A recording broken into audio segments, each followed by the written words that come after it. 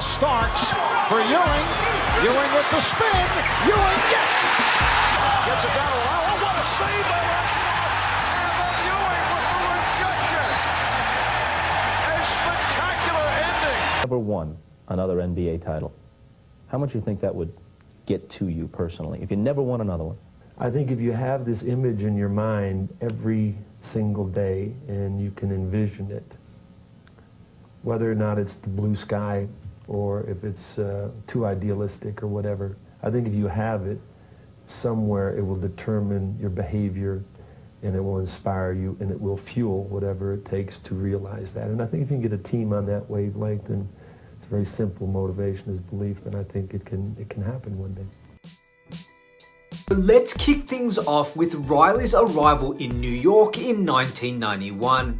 After an incredible coaching stint with the LA Lakers, where he won 5 championships in 9 years, Pat Riley had already cemented his place in NBA history. But when he took over the Knicks, it was a whole different challenge. This wasn't the Showtime Lakers. The Knicks were a gritty, underperforming team that desperately needed a new identity.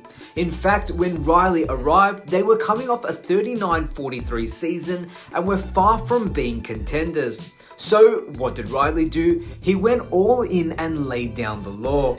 Riley famously told his team, "We're going to be the best conditioned, hardest working, most professional, unselfish, toughest, nastiest, most disliked team in the NBA."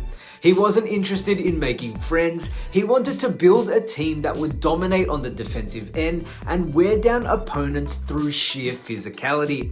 And you know what? He actually delivered. And he wants the game to be a game of ballet. They want to be ballerinas, they can be ballerinas. We want to be basketball players. In his first season as head coach, Riley turned the Knicks into a defensive powerhouse. The team improved by 12 wins and became the second best defensive team in the entire league. Players like Patrick Ewing, John Starks, and Charles Oakley thrived under Riley's hard-nosed approach. And here's where Riley's genius comes in. He wasn't just focused on defense solely. He made sure that each player had a defined role within the team, which allowed the team to excel in their own right.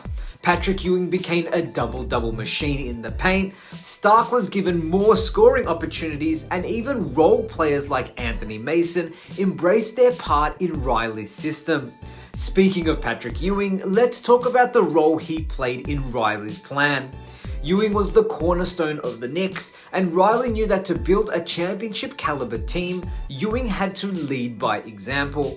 The following season in 93-94, with Jordan temporarily retired, the Knicks seized their opportunity. They powered through the Eastern Conference, finally overcoming the Bulls in the second round and then defeating the Indiana Pacers in the conference finals. For the first time in 2 decades, the Knicks had made it to the NBA Finals, the biggest dance. Their opponent? Hakeem Olajuwon and the Houston Rockets. The series went 7 games and it could have gone either way. Unfortunately for New York, the Rockets pulled off the win in Game 7, denying the Knicks their first title since 1973. But despite their heartbreak, Riley had delivered on his promise. He had turned the Knicks into a team that could compete at the highest level. So what was it like playing under Pat Riley? Well, according to former Knicks guard John Starks, Riley's presence elevated everything about the team. He was a hell of a coach. I remember when he first got to New York, he brought a class with him, a first class persona with him. Everything we did was first class, from where we stayed, how we traveled, everything, and we didn't have to want for nothing as players. He just wanted us committed to playing basketball, and I think that's where you have to be. You want your guys just focused on going out there, not worrying about things that can hold you back from being a basketball player and being focused out there on the court. And so he got the most out of his players. Riley didn't just transform the Knicks on the court, he changed the entire culture of the organization. Under Riley, the players became more confident, more focused, and more driven. Practices were intense, 3 hours of hard-nosed sessions that drilled the fundamentals of defense and execution. Stark said that they used to look forward to games because the practices were so demanding. Coach Riley had some demanding practices. You know, we're looking forward to the games more so than practice, you know, because we would have long, hard-nosed 3-hour practices.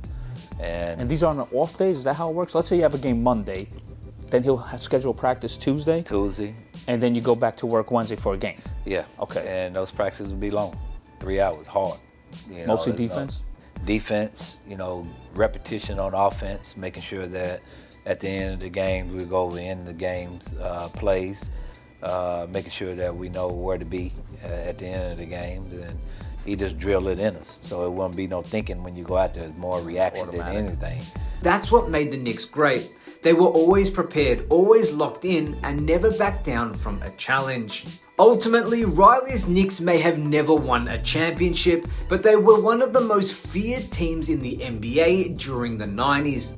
Riley turned a struggling franchise into a perennial contender, and his influence extended far beyond his time as a head coach. When Jeff Van Gundy took over after Riley's departure, he continued many of the same philosophies that Riley had instilled. The Knicks made the playoffs for 6 straight years under Van Gundy, but after his exit in the 2001-2002 season, the team lost its way a little bit. The identity Riley had built disappeared, and the Knicks fell into years of mediocrity. But when we look back at that era of Knicks basketball, there's no denying the impact Pat Riley had. He created a blueprint for success, one based on toughness, hard work, and a relentless defense. And even though they didn't walk away with a ring, Riley's Knicks left an incredible mark on the NBA and its history. So what do you guys think? Does Pat Riley's time with the Knicks make him one of the greatest coaches in NBA history, even after all the success with the Lakers? And where do the 90s Knicks rank among the best defensive teams of all time? Let me know your thoughts in the comments below, and don't forget to like, share, and subscribe for more upcoming videos and NBA content. My name is Damian Peters. As always, thank you so much for watching, and I will see you next time.